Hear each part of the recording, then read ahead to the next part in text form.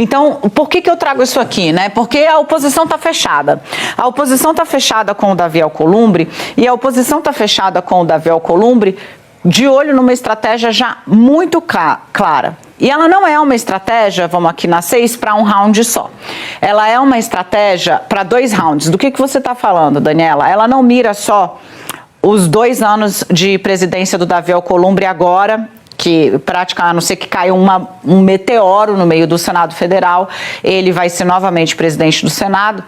A oposição está negociando com ele, dizendo, olha, é o seguinte, se a gente compõe agora, você tem a sua reeleição garantida, porque a oposição continua trabalhando com a ideia, PP, PL e republicanos, de que vai fazer a maioria do Senado nas eleições de 2026.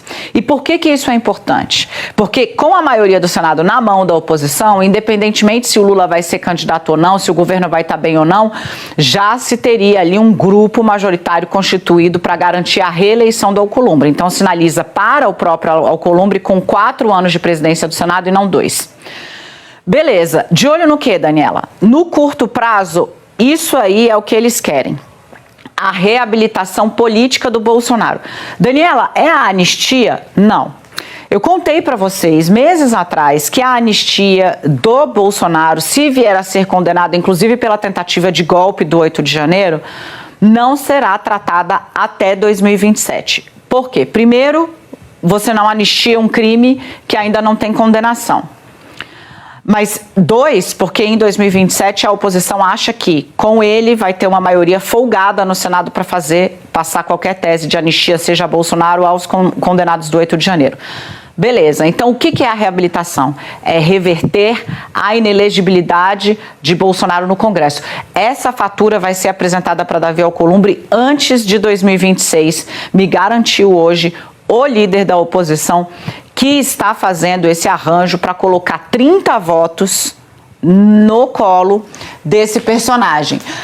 E a conversa entre eles foi muito franca. Tava lá Davi Alcolumbre, tava lá o Ciro Nogueira, tava lá gente do PL, o Ciro Nogueira do PP, tava lá gente do PL e gente do Republicanos. Davi, você se elege, disseram esses líderes para ele, sem os votos da oposição.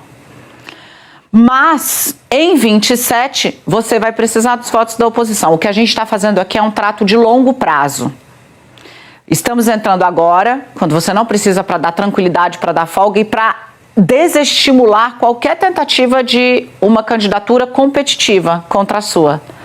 Mas sabendo que essa é uma costura de longo prazo, que vai ter aí toda uma pressão, e eu já jogo para a Leilane, para acenos muito fortes à oposição no Senado, e a primeira seria essa, a reversão via Congresso da inelegibilidade do Bolsonaro, já decretada pelo Tribunal Superior Eleitoral, e em seguida pensando já nas propostas de anistia a partir de 2027. Tem um meme que me mandaram esses dias por outros motivos, mas que vale para isso que você está falando, que é onde foi que eu acertei, porque onde foi que a gente errou está muito claro. Claro, é. Então, assim, isso vale para o Brasil em vários setores. A gente está vendo na segurança pública, você está trazendo essa agora, a gente repercutindo a notícia do diesel. De fato, eu falava aqui no começo do programa hoje que o governo também está correndo atrás dessas notícias, com medo, temendo, monitorando a repercussão, porque também poderia ter feito um ajuste no comecinho do governo Lula 3, Otávio. Que agora ele vai ter que fazer em 25, podia ter feito em 23 e não ficar tão pressionado às vésperas da eleição presidencial. Mas não fez o dever de casa em 23 como o Lula fez em 2003 e agora vai ficar correndo atrás desse prejuízo, porque o governo não tem gordura para queimar. Então qualquer sinal de um desgaste que seja, o governo já fica desesperado, porque pode respingar na questão eleitoral, que é disso que se trata. Ninguém está pensando em eleição. Eu falo aqui o tempo todo, eles só estão pensando em eleição.